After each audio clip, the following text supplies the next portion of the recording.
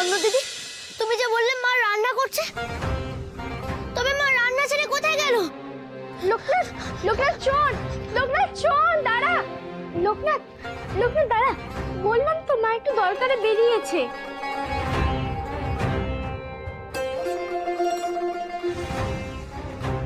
আমাকে বলেছে হেসেলে একটু থাকতে। এ কি, এখনো তো উনুনে আগুন জ্বালানো হয়নি, চাল ডালও তো দেখছি বের করা হয়নি। এক কাজ কর, আমি চাল ডালটা বের করে দিই। থাক না ভাই, থাক না, আমি না হয় পরে বের করে নেবো খন। কেন অন্য দিদি, পরে কেন? মা আসার আগেই না হয় আমরা এই কাজগুলো সেরে রাখি। তুমি একটা কাজ করো, তুমি উনুনে আগুনটা ধরাও, আমি চাল ডালগুলো বের করি।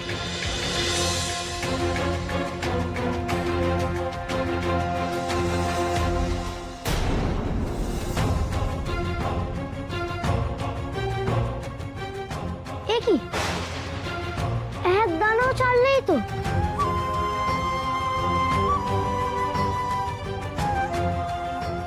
মাঝে এই হাড়িটা ঢাকনা খুলেই বললো 50 জনের মতো চাল আছে।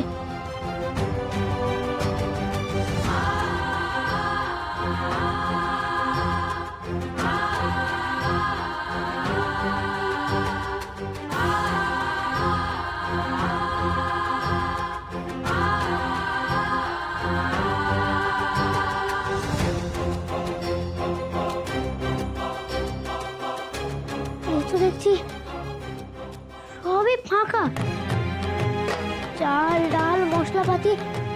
মা তো বলেছিল সবকিছুই নাকি আছে। আরে তোকে কি তোর মা তাই বলেছে? হ্যাঁ গো বাবা, মা তো তাই বলেছিল। ও অন্য দিদি, ও অন্য দিদি, চুপ করে দাঁড়িয়ে আছো কেন? বলো না। মা তো তোমার সামনে আমাকে বললো ঘরে নাকি অন্নভোগ রান্না করার জন্য চাল ডাল মশলাপাতি সবকিছু আছে। এ কি,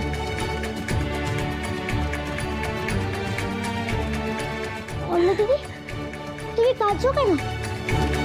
তুমি কি এই সব কথা মা আমাকে মিথ্যে করে বললো? কেন বললো? ও অন্য দিদি, বলো না, কেন বললো? মা তোকে কষ্ট দিতে চাইনি রে ভাই, তাই তোকে এরকম করে বলেছিল। এটা তুমি কি বলছো? তার মানে বাড়িতে চাল ডাল নেই? কি করে থাকবে রে বাবা, কি করে থাকবে? তোর মায়ের কি দোষ বলতো? টোলে আর ছাত্র আসে না রে,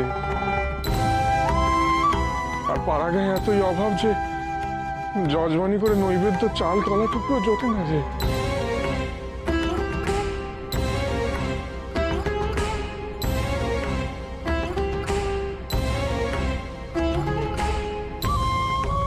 বাবা,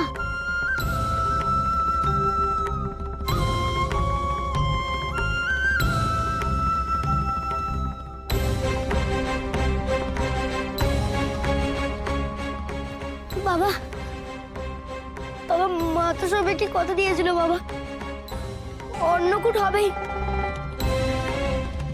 সেসব আয়োজন এখন কি করে হবে বাবা? তুই জানিস না লোকনাথ, মা তোকে কত ভালোবাসে।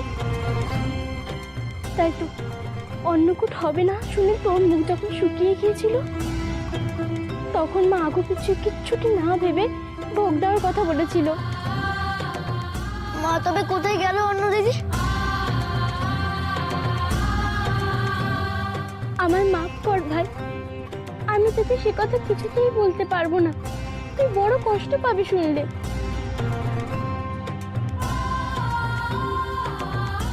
বলো না গো অন্য দিদি, মা কোন কাজে গেছে আমায় বলো না গো।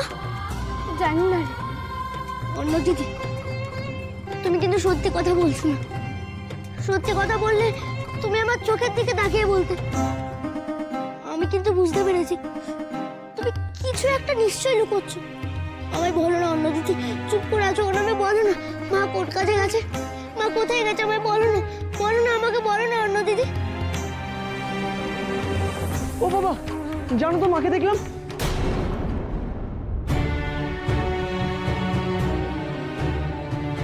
এই রে, মা তো আমাকে কাউকে কিছু জানাতে মানা করেছিল। লোকনাথকে বলবো? এই শিব, এত বেলা হয়ে গেল এখনো তুই স্নান করেছিস? যা যা, পুকুর পাড় থেকে নিয়ে আয়, যা যা যা যা। দাঁড়াও শিব দাদা, তুমি কি বললে? মা কোথায় গেছে বলো? লোকনাথ, মা কোথাও একটা গেছে। আচ্ছা, এত জেনে তোর কি লাভ বলতো? এই শিব, যা যা, দেরি করিস না, নিয়ে আয়, যা যা যা যা। বাবা, তুমি বাধা দিচ্ছ কেন? আমি তো জানতে চাইছি মা কোথায় গেছে। ও শিব দাদা, তুমি বলো মা কোথায় গেছে, নইলে কিন্তু আমি তোমার সঙ্গে আর কখনো কথা বলবো না।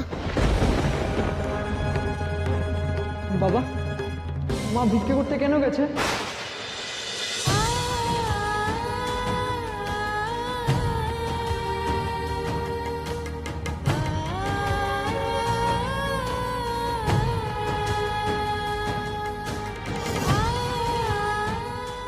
কি বললে শিব দাদা?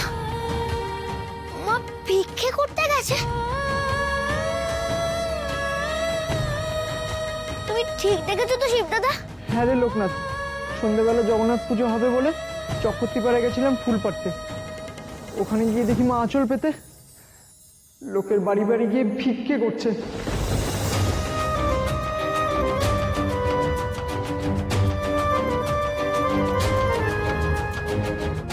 ছেলের হাসি মুখ দেখবে বলে কমলা ভিক্ষে বেরিয়েছে। আমার মুখে হাসি ফোটাতে মা ভিক্ষে করে অন্নকূট রান্না করবে? আর শিব দাদা, তুমি মাকে ভিক্ষে করতে দিলে? বাবা, তার মানে তুমিও জানতে মা ভিক্ষে করতে যাচ্ছে? আমি জানতাম না রে লোকনাথ, আমি জানতাম না। সত্যি আমি ভাবতে পারিনি কমলা এইভাবে। না না, মাকে আমি ভিক্ষে করতে দেবো না। মাকে আমি বাড়ি ফিরিয়ে আনবোই। দরকার হলে আমি ভিক্ষে করব। আমি তো সন্ন্যাসী মানুষ। এসো শিব দাদা, এসো।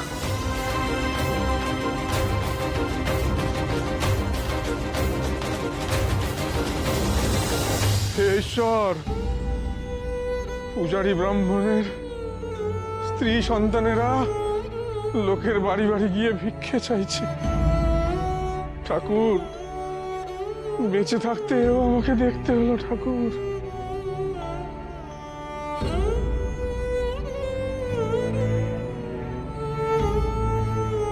কি হবে ঠাকুর?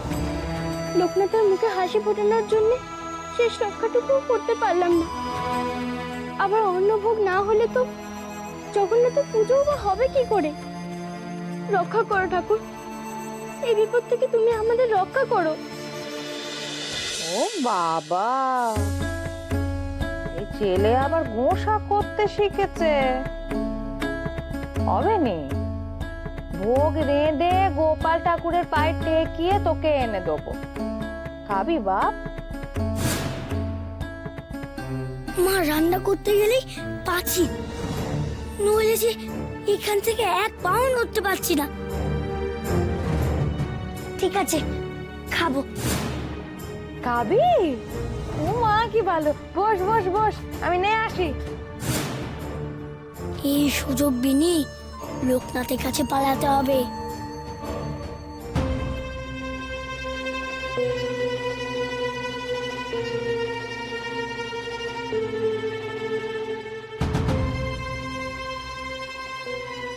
না, কেউ নেই।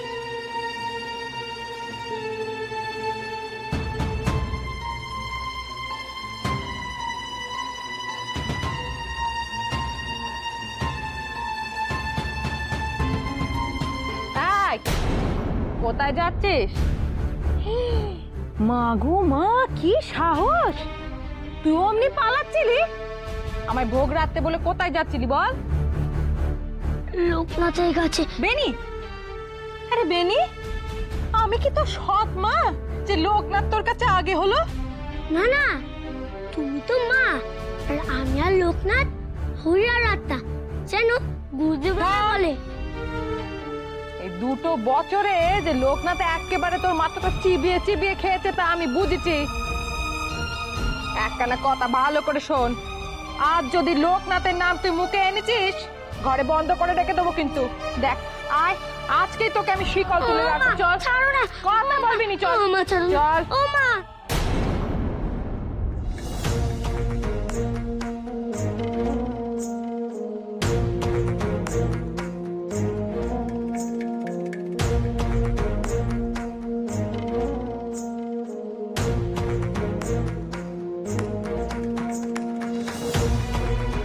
কমলা আবার এইখানে কি করতে এসেছে? এরা দেখছি বাড়ি শুদ্ধ কিছুতেই আমার ছেলের পিছু ছাড়বে না।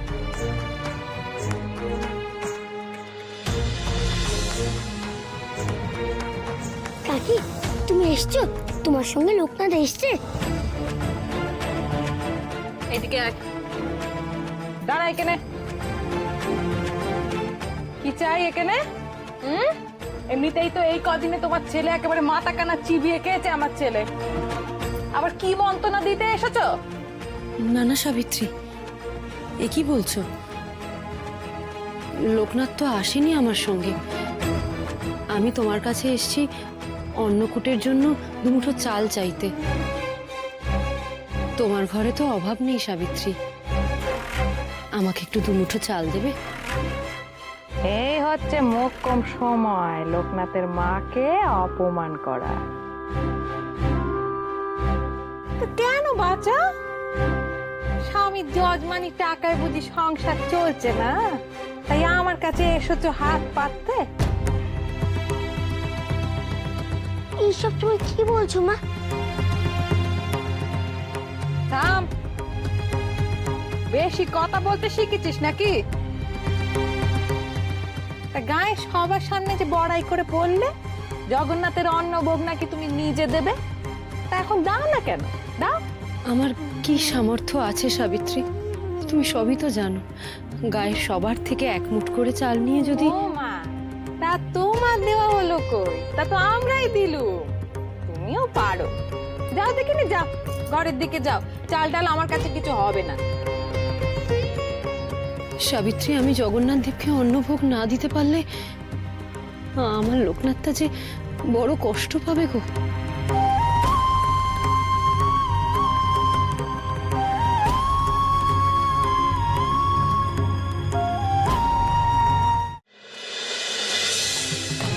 তুমি ঠিক দেখেছো তো সিদ্ধদা? মা এই বাড়িটাতে এসেছিল তো?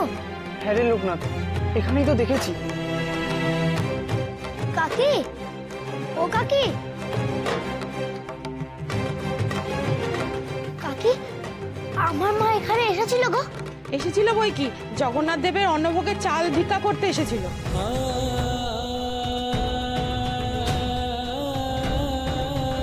বলিহারি যাই বাবু, ক্ষমতা যখন নেই, দরকার কি ছিল জগন্নাথের অন্নভোগ জোগাড় করার? যে নিজের স্বামী সন্তানের পাতেই ভাত দিতে পারে না, সে এত বড় বড় কথা বলে কিভাবে বুঝি না। এমন আকালের দিনে আমাদের ঘরে কি বা আছে যে তোর মাকে ভিক্ষা দেব?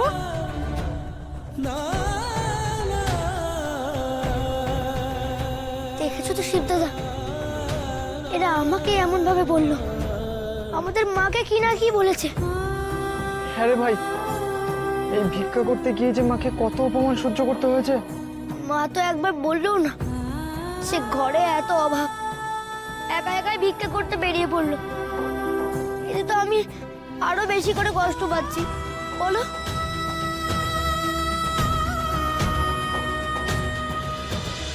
সাবিত্রী, আমার ঘরে চাল ডাল সব বাড়ন্ত। তুমি না হয় আমাকে দুমুঠো চাল একটু ধারই দাও। কেন গা? আমি তোমায় চাল ধার দেবো কেন? সম্পর্কে কে হও তোমরা আমাদের? এসব তুমি কি বলছো সাবিত্রী? আমরা এই দুটো পরিবার কতদিনের পরিচিত বলো তো? চুপ করো। এই পরিচয়ে আখের লাভের চেয়ে ক্ষতি বেশি হয়েছে গো আমাদের। ছেলে কানা চোখের নিমিষে একেবারে পর হয়ে গেল। তোমার ছেলে যে আমার বেনির মাথা কানা চিবিয়ে খেয়েছে। দুটো বছর নিজের ছেলেকে চোখের সামনে না দেখলে মায়ের প্রাণ কেমন কাঁদে, বোঝো তুমি? সাবিত্রী, তুমি বোধহয় একটা জিনিস কিছুতেই বুঝতে পারছো না। লোকনাথ আর বেনি কিন্তু দুজনে একেবারে হরিহর আত্মা। ওদের এই বন্ধুত্বের মাঝখানে আমি তুমি কি করে আসি বলো দেখি? আসি না তো, ঠিক বলেছো। একখানা কথা তুমি শুনে রেখে দাও কমলা, তোমার ওই লোকনাথ যেন আমার বেনির ছায়াও না মারায়। মায়ের কথা শুনো না কাকি, লোকনাথকে ছাড়া আমি থাকতে পারবো না। থাম, খুব কথা হয়েছে না মুখে মুখে। তা বাচ্চা দেখো না, ঘুরে টুরে দেখো অন্য বাড়িতে কিছু পাও কিনা, আমায় রেহাই দাও, যাও এখান থেকে। সাবিত্রী, এই খরার দিনে সবাইরই তো এক অবস্থা। এই গ্রামের মধ্যে একমাত্রই তোমাদের অবস্থা মন্দের ভালো। তুমি যদি আমাকে ফিরিয়ে দাও তাহলে কি করে হবে বলো দেখি? আর ঈশ্বরের ভোগ তো সন্তানের মঙ্গলের জন্যই দেওয়া সাবিত্রী। থামো দেখিনি কমলা, তোমায় আর আমার সন্তানের মঙ্গল কামনা করতে হবে না, তুমি নিজের কটাকে নিয়ে আগে ভাবো। এরকম বলছো কেন মা? কাকিকে একটু চাল দাও না, পুজোর জন্যই তো চাইছে। থাম, বড্ড কথা হয়েছে না? ঘরে ওসব চাল টাল নেই, তুমি যাও দেখিনি, যাও এখন। চাল নেই? মা তো আমাকে একটু আগে অন্নভোগ বানিয়ে দেবে বলেছিল। খুব বকা খাবি কিন্তু, যা।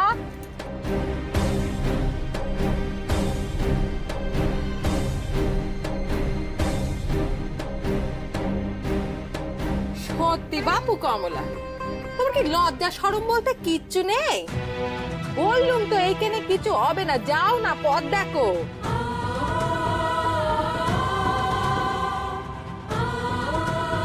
তুমি ফিরিয়ে দিলে আমি কোথায় যাব সাবিত্রী?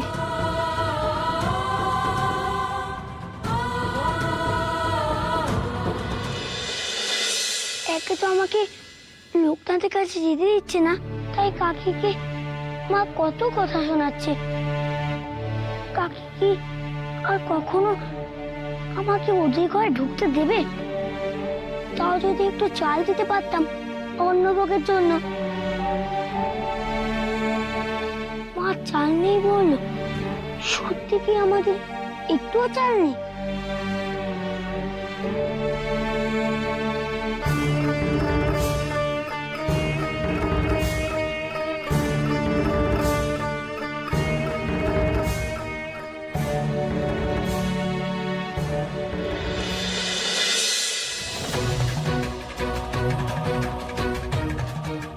কি কিন্তু বস্তা ভর্তি চাল, গ্রামে এত অন্যের অভাব আর আমাদের ঘরে এত চাল মজুদ হয়ে আছে।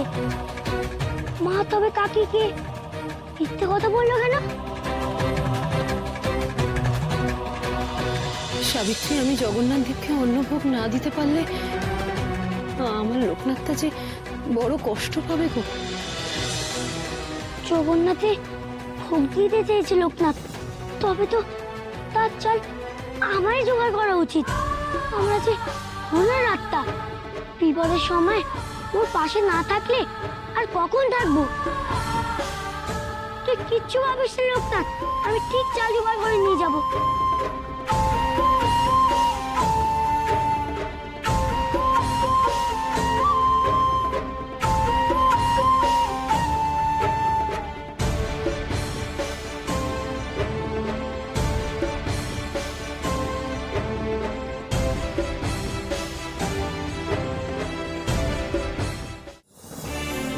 আশেপাশের কোনো বাড়িতেই তো মাকে দেখতে পেলাম না গো শিব দাদা। গায়ে সবার বাড়িতেই তো অভাব, শুনলি না? চাল বাড়ন্ত বলে কেউ মাকে ভিক্ষেও দেয়নি। কিন্তু মা কোথায় গেল বলো তো শিব দাদা? একবার পাশের বাড়িতে দেখে আসবি, যদি ওখানে থাকে। এটা তুমি ঠিক বলেছো। হ্যাঁ, চলো চলো চলো। চল। লোকনাথ,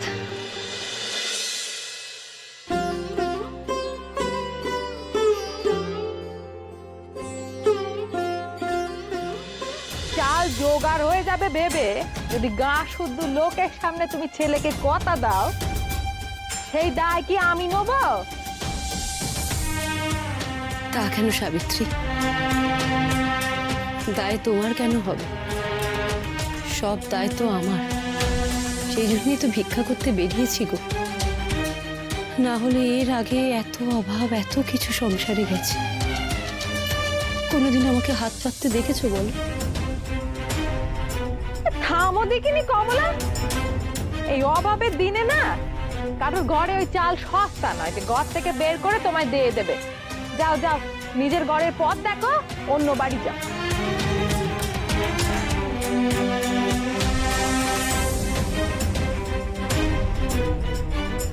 কাকি, এই না, আমি তোমাকে চাল দেবো।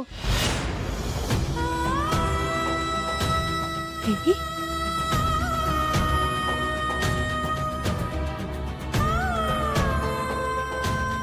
ওমা, গোপাল তো জঙ্গলে কাঠ কেটে বাড়ি ফিরে বাবার মুখে শুনলাম তুই এসেছিস। সেই শুনে এক ছুটে তোর বাড়িতে গিয়ে দেখি তুই নেই। তারপর খুঁজতে খুঁজতে এই দেখা পেলাম। এতদিন পর তবে আমাদের মনে পড়লো বল। তুই কেমন আছিস গোপাল? এই যেমন দেখছিস। তবে এমন অসময় পথে পথে ঘুরছিস কেন? ও, গ্রাম দেখতে বেরিয়েছিস বুঝি? না রে, মাকে খুঁজছি আমি। আরে, কমলা কাকিকে তো দেখলাম বেনিদের বাড়ির দিকে যাচ্ছে।